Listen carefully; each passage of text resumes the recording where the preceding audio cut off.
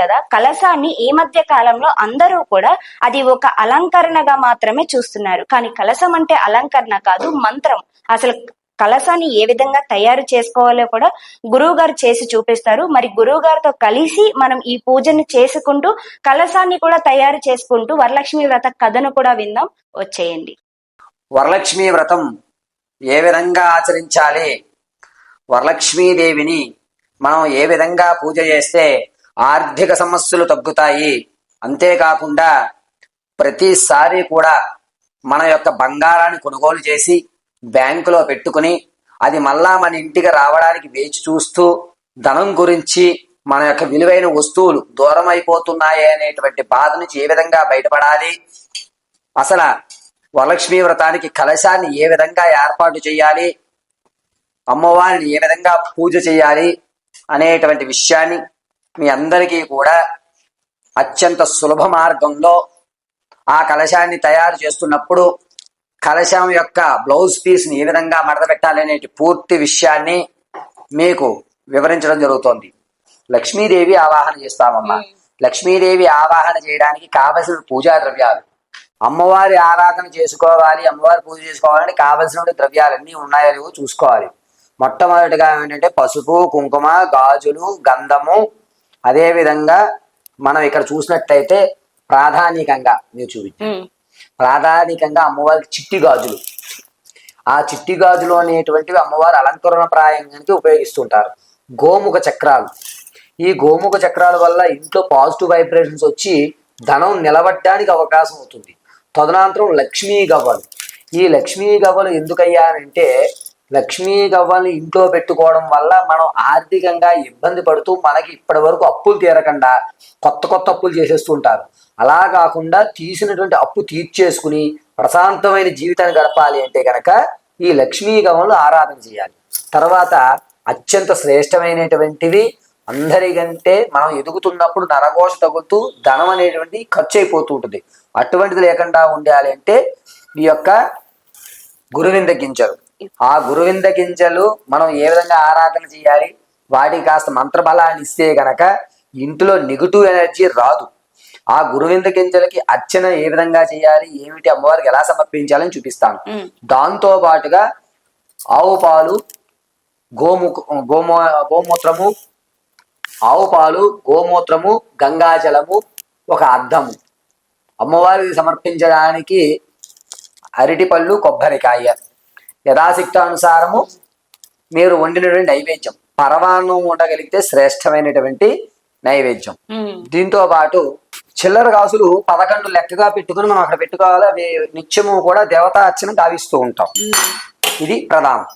ఇది పూజకి కావలసినటువంటి సామాగ్రి. ఇప్పుడు ముందుగా కలశాన్ని ఏర్పాటు చేసుకోవాలి. కలశాన్ని ఏర్పాటు చేసుకోవాలి అని అంటే గనక ఇలా ఒక లోహపు పాత్ర, అంటే మన యథాశక్తానుసారం వెండిది కానీ లేదా రాగిది కానీ మట్టి కొన్నా సరే మనం పెట్టుకోవాలి. ఇలా ఒక పాత్రని మనం కలశంగా భావించి ఇందులో మన వ్యవస్థానుసారం నీళ్లు కానీ లేదా బియ్యం గాని ఉంచుకోవచ్చు, ప్రాంతాన్ని బట్టి. గురువుగారు, ఇప్పుడు మరి దీని చుట్టూ కూడా మీరు దారం అయితే చేశారు. మాకు ఇది రాకపోతే ఒకవేళ మేమేం చేయాలి? రెండో వచ్చేసి ఇలా దారాన్ని చుట్టేటప్పుడు ఏమైనా మంత్రోచ్చారణ గానీ ఏమైనా ఉంటుందంటారా పద్ధతి? వాస్తవానికి ఈ దారం చుట్టడం అనేటువంటిది ఏమిటంటే మనలో ఉండేటువంటి కోరికలను గాని మనలో ఉన్నటువంటి ఆలోచన విధానాలను గాని గోప్యంగా ఉంచుకోవడానికి. కొంతమంది మనం అనుకున్న పనులు అవ్వండి, నేను చాలా అనుకుంటున్నానంటే మీరు అనుకున్న పనులు అందరికీ చెప్పేస్తున్నారు. అలా చెప్పడం వల్ల వీటిది అయిపోతుందేమో అనేటువంటి బాధాయుక్తంతో ఉంటారు.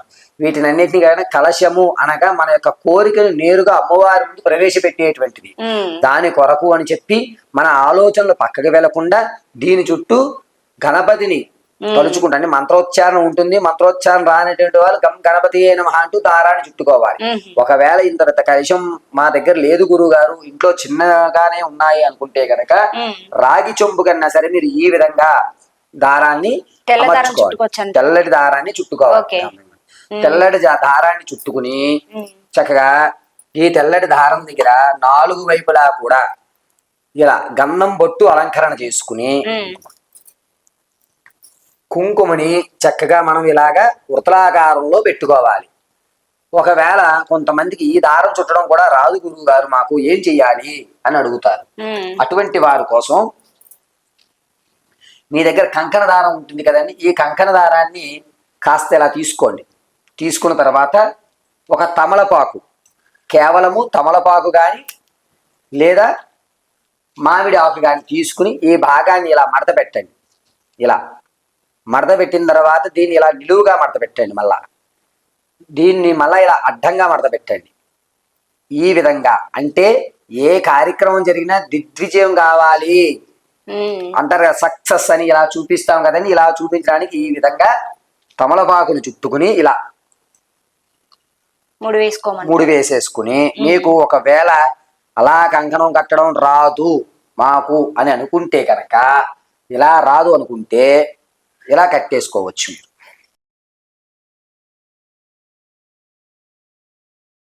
ఒక పసుపు కొమ్మునైనా సరే అలా కట్టుకోవచ్చు. పసుపు కొమ్ము కంటే శాస్త్రమైనటువంటిది ఇలా కట్టుకోవాలమ్మా. ఇలా కట్టుకుని చక్కగా కలశాన్ని ప్రాణ ప్రతిష్ఠ చేయడానికి ముందుగా ఒక తమలపాకు ఉంచుకోవాలి. తమలపాకు వేయండి. ఇందాక గణపతికి ఏ విధంగా అమర్చేవాళ్ళకి ఇలా అమర్చుకోవాలి. అందులో కలశాన్ని ఉంచుకోవాలి. శ్రీ మహాదేవ మహేశ్వరే నమో నమః. కలశము అటు ఇటు ఊగకూడదండి. అందులో నీళ్లు ఉదకాన్ని కాస్త నీళ్లు ఉంచుకోండి. కొంచెం గంగాజలము,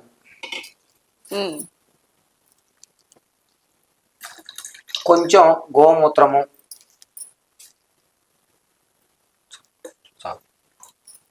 పుష్పము,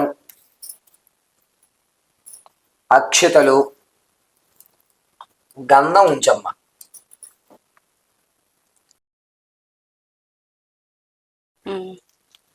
ఆ తదనంతరము ఒక చిల్లర కాసు, అక్షతలు. ఈ చిల్లర కాసుని పూజ పూర్తయిన తర్వాత రేపటి రోజు ఉద్వాసం చెప్పాలి. వాళ్ళు శుక్రవారం కదా ఉద్వాసం చెప్పము. రేపటి రోజు ఉద్వాసం చెప్పుకున్న తర్వాత ఇందులో నీళ్లు ఉంచుకున్నటువంటి వారు ఆ నీటిని ఇల్లంతా చిలకరించుకోవాలి.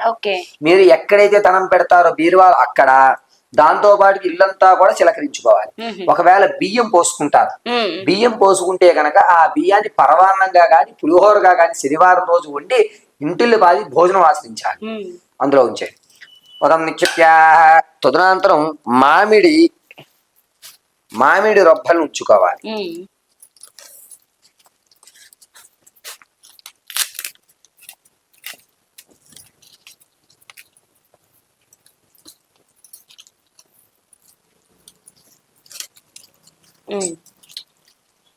అందులో చక్కగా ఒక కొబ్బరికాయకి పసుపు,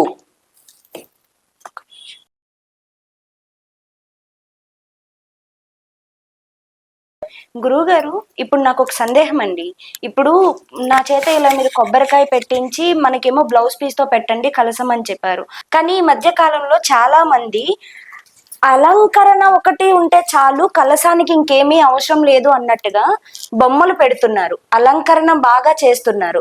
ఇవన్నిటితో పాటుగా ఈ బొమ్మల్ని పెట్టినప్పుడు వాటిని ఏం చేయాలి, ఇప్పుడు అయిపోయిన తర్వాత ఆ బొమ్మను మనం ఎక్కడ ఉంచాలి, లేకుంటే పూజా విధానంలోని ఈ బొమ్మను ఉపయోగించిన తర్వాత మన ఇంట్లో ఉంచుకోవచ్చు అంటారా?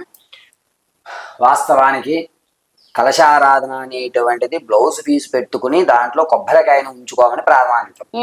ఏ రోజుల్లో నేను ఎంత గొప్పగా చేశానో, ఇదిగో నా అమ్మవారి ఈ వేగంగా ఉంది అని చెప్పి ప్లాస్టిక్లతో తయారు చేసినటువంటి అమ్మవారి విగ్రహాలు తీసుకొచ్చి పెడుతున్నారు. అవి పెట్టినప్పుడు మీరు చూస్తే ఒక చెయ్యి పక్కకు ఉండడమో, లేకపోతే ఈ చెయ్యి కలిసిపోయి ఉండడమో అటువంటివి జరుగుతూ ఉంటాయి. ఇటువంటివి పనికిరావండి. వాస్తవ రీత్యా అమ్మవారిని మనస్ఫూర్తిగా ధ్యానం చేస్తూ లలితాస్తోత్రం గాని లేదా శ్రీ మహాలక్ష్మి నమః అనుకుంటూ గాని మనం ఏర్పాటు చేసుకునేవారు. అమ్మవారి యొక్క ముఖాలను మాత్రం చేసుకోవచ్చు. ఏది వెండిది అయితే మాత్రం అలంకరణ చేయవచ్చు. వెండిది లేదు గురువు గారు అనుకుంటే ఈ కలశం పెట్టుకోవడమే ప్రాధాన్యం. మట్టితో ఉన్నటువంటివి మీరు తెచ్చుకున్నట్లయితే పొర్రపాటున చేయి తగిలో, లేకపోతే మీ పిల్లలు అటు ఇటు తిరుగుతూ ఒకవేళ దాన్ని కనుక కింద పడేస్తే విచ్ఛిన్నం అయిపోతుంది. మనం చేసేటువంటి పూజ వల్ల ఉపయోగపడాలి, ఇంకెవ్వరూ ఇబ్బంది పడకూడదు.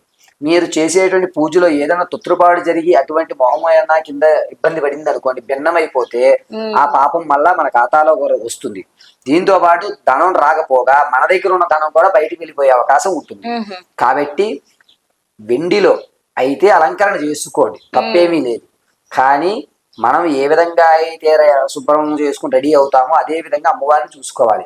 ఇలా చేసుకుంటే తక్కువలో తక్కువ మనసు ప్రశాంతంగా చేసేటువంటి విధానం అయితే మాత్రం పూర్వం రోజుల నుంచి ఇవే. ఇలా చేసుకుంటేనే కలిసి వచ్చేటువంటి అవకాశాలు. నా దగ్గర ఉంది కదా, నేను బంగారు కలిసి పెట్టుకుంటాను, వెండిదే పెడతాను, అన్ని ఆభరణాలు చూపిస్తాను అని ఆభరణాల మీద వాటి మీద శ్రద్ధ ఎక్కువ అవుతుంది తప్ప వచ్చినటువంటి వాళ్ళకి మీ యథాశక్తి అనుసారం వెండి పుష్పాలతో పూజ చేసుకుంటారు. కొంతమంది ఏమన్నా పువ్వులు ఉన్నాయా వెళ్ళిపోయాయా అనే భయంతో ఉంటారు. నిర్మాల్యం తీస్తున్నప్పుడు ఆ వెండి పువ్వులు కనబడకుండా వెళ్ళే అవకాశం కూడా ఉంటుంది. తక్కువలో తక్కువ అభివృద్ధి చెందాలి అనుకున్నటువంటి వారు ప్రాధాన్యంగా ఎలా చేసుకోవడం వల్ల రుణ విమోచన పోయి ఆర్థిక ఇబ్బందులు తగ్గుతాయి. తదనంతరం వస్తే ఓపిక ఉంటే ఖచ్చితంగా వెండిదే పెట్టుకోండి తప్ప మట్టివి పెట్టుకుని అలంకరణ చెయ్యొద్దు. ప్లాస్టిక్ లో అమ్మవారు కూర్చుని వస్తుంది చూసారు, అది ఎట్టి పరిస్థితుల్లోనూ పనికిరాదు. ఎందుకంటే కాళ్ళు ఒక్కొక్కసారి ఇలా అతుక్కుపోయినట్టు ఉంటాయి, మన వేళ్ళు విడివిడిగా ఉంటాయి, అమ్మవారు మాత్రం అలా అతుక్కుపోయి ఉంటాయి, అవి మాత్రం పెట్టడానికి పనికిరాదు. పూజ అయిపోయిన తర్వాత ఏం చేస్తారు, దాన్ని తీసి అలా పెడుతూ ఉంటారు. పూజ చేసుకున్నటువంటిది పరిపూర్తిగా మన యొక్క భావంలో ఉండాలి. అర్థమైందమ్మా? అలంకరణ చేయండి చక్కగా.